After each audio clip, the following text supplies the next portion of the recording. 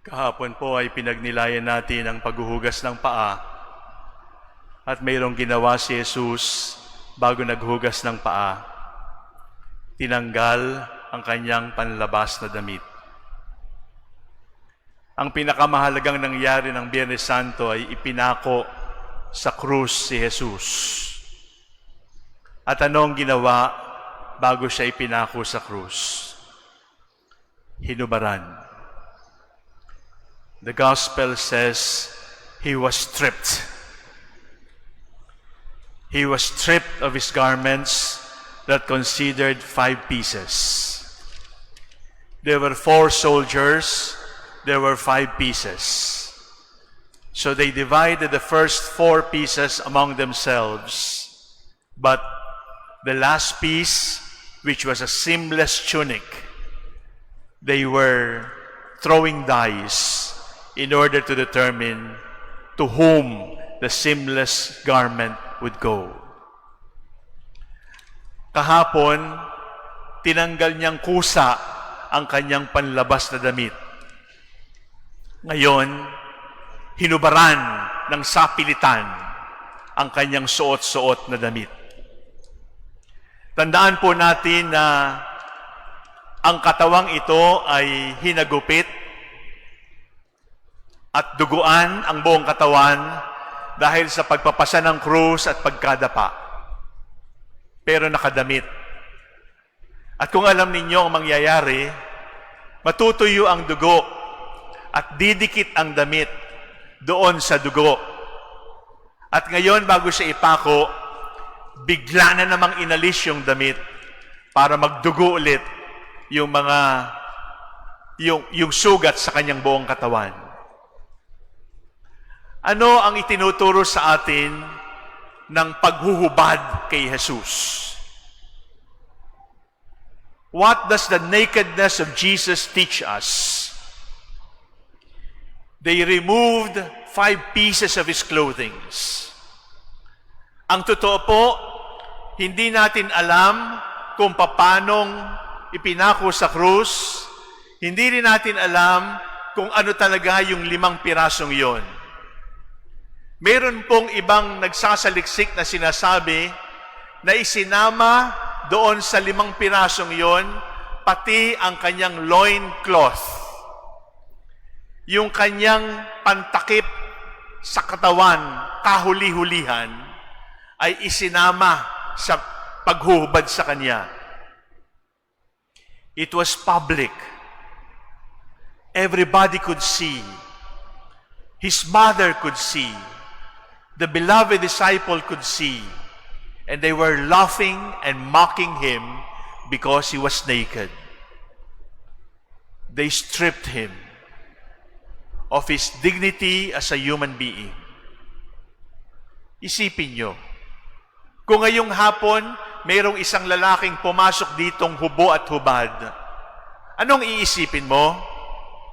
May sakit sa ulo. Pero isipin mo, kung ang isang tao huhubaran ang kapwa-tao at ipapako sa krus para makita ng lahat ng tao ang kanyang kahubaran. Sinong may sakit sa ulo? Sino ang baliw? Ano ang unang aral na itinuturo ng paghuhubad kay Jesus? Una, kahit sa hinubaran, sa kahuli-hulihang damit, merong hindi natanggal sa kanya. Ano yun? They were not able to strip him of his nature to forgive. They were not able to strip him of his nature to love. They were not able to stop him from his nature to show mercy. They were not able to stop him from his nature to be concerned for the mother who would be left behind. Pwedeng hubarin at mawala ang damit at pagtawanan. Pero hindi mo pwedeng alisin ang kapangyarihan, ang likas na pagnanasa na magmahal sa kapwa-tao. It teaches us, dear brothers and sisters, that there is something more important than clothes. There is something more important than a beautiful face. There is something more beautiful than a well-combed hair. There is something more beautiful than signature shoes. And what is it? Your personhood. Ang pagkatao ay mas mahalaga kaysa sa damit. The clothed one is more important than the clothes. Maaaring hubaran at tanggalin ang karangalan. Subalit hindi maaaring tanggalin ang pagnanasang magpatawad, magmahal, magmalasakit. Sapagkat ang pagmamahal, pagmamalasakit, pagpapatawad ay hindi damit. Ito'y galing sa kalooban. My dear brothers and sisters, there is something more important than clothes, and it is the clothed one. There is something more important than having. What is more important than having? It is being. Ang damit, dagdag lang yan. Mayroon bang taong isinilang na nakadamit? Lahat tayo ay isinilang na hubad. Ang unang damit ay lampin, at pagkatapos ngayon tayo nakadamit ng ganito. But there is something more important than having add-ons. There is something more important than clothes. There is something more important than grabbing and having and possessing. And what is it? The verb is being. To be is more important than to have. To be a person is more important than to be a rich person. There is something more important. And in the stripping of Jesus, we are taught about the real important things. Ngayon, tingnan natin ang ating sarili. Lahat tayo nakadamit. Pero, ano talaga yung damit na hinihingi ng Panginoon? It is to be clothed in holiness. It is to be clothed with mercy. It is to be clothed with compassion. All our clothes one day will be removed from us. Darating ang panahon, dadamitan tayo ng embalsamador. Darating ang panahon, pagagandahin tayo ng funeraria. At kapag dumating na yung pagkakataong hindi na natin kayang damitan ng sarili, hindi na natin kayang pagandahin ang sarili, sana hindi nahuli ang lahat para sabihin nating, alam ko na ang mas mahalaga. Mas mahalaga ang dinadamitan kaysa sa damit. Mas mahalaga ang pagkatao kaysa sa ari-arian. To be is more important than to have. At ngayon, pinagninilayan natin ang hubad na katawan ni Jesus. At sinasabi sa atin, dumating ako sa inyo na hubad, kahit ako ay Diyos na totoo.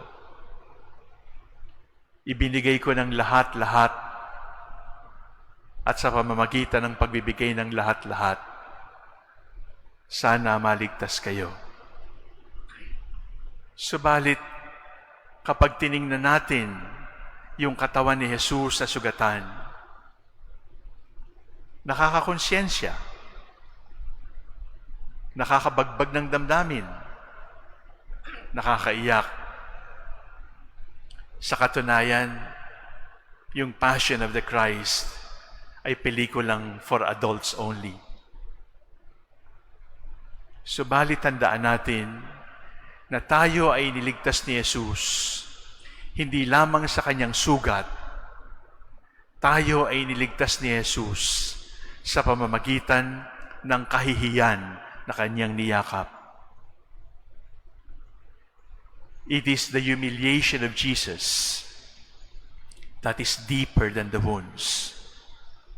We can see with our eyes the wounds of Jesus. But can you feel the agony of his soul for the humiliation that men and women subjected him to? Can you feel the agony of the soul that is totally humiliated? Wala nang maipagmamalaki. At kahit hinubaran, ay nagpapatawad pa rin. There is something more important than the wounds that our eyes can see. And what is it? The agony of the soul, the humiliation of the soul. We are also saved not just by the sufferings of Jesus. We are saved by humility. And many souls are not able to go to heaven because of the absence of humility. There is something more important than the clothes. It is the person. There is something more important than to have. It is to be. There is something more valuable than the wounds that our eyes can see. It is the humiliation of an agonizing soul, totally humiliated. Hanggang ngayon po, tuwing maalala ko ang itinuro sa seminaryo, natitigatig pa rin ako.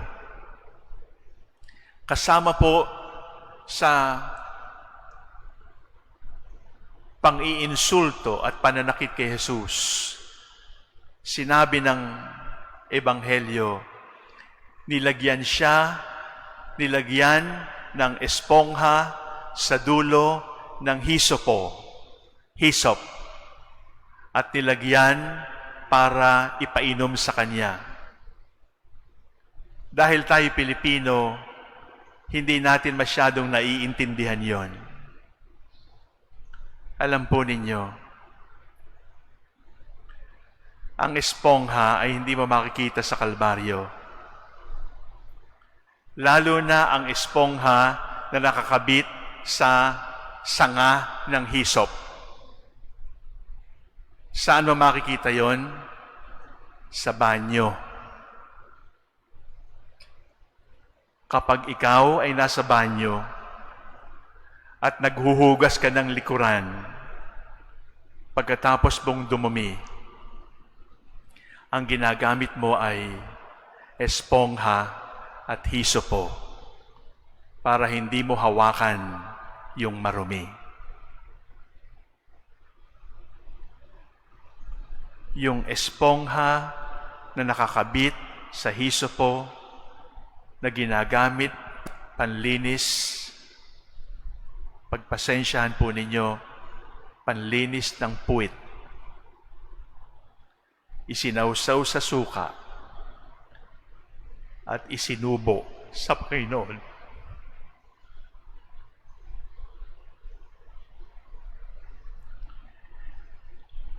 Yung binibitay sa silya elektrika, binibigyan ng lahat ng pagkain gusto.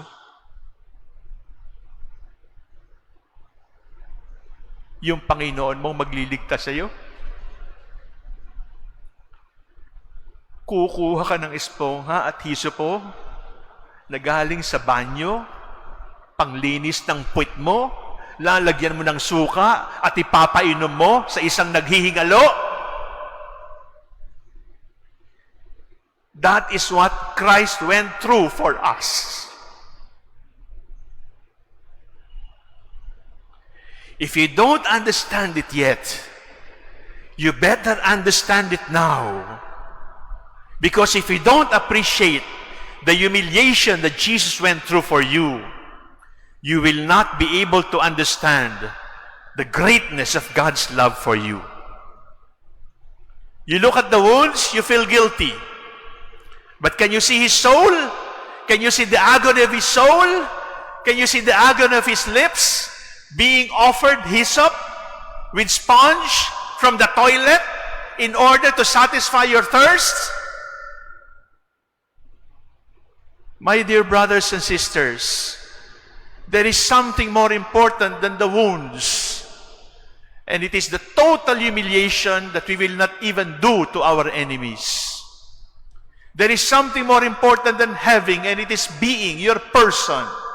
There is something more important than your clothes, and it is your body, your personhood, because your body, your personhood is created in the image and likeness of God. Yon ang itinuturo ng paghuhubad kay Jesus. Naintindihan pa ba natin na ang paghuhubad ay hindi palaging para sa pagpapasasa ng katawan? Hinubaran ng Panginoon, pinilit na hubaran upang ipakita niya sa atin kung gaano niya tayo kamahal.